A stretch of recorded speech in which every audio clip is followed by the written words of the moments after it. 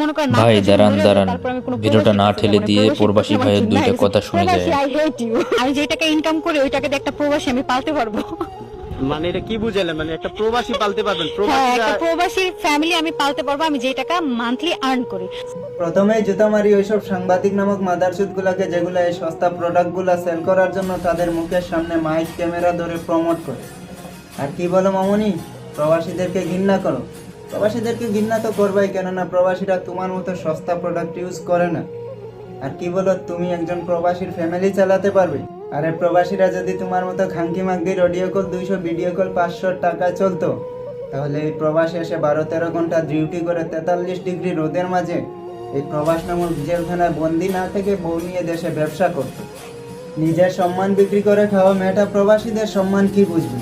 যে নিজের ইজ্জতই মাজারের শিরনির মতো এখানে ওখানে বিলিয়ে দে, সে প্রবাসীদেরকে কি ইজ্জত দিবে?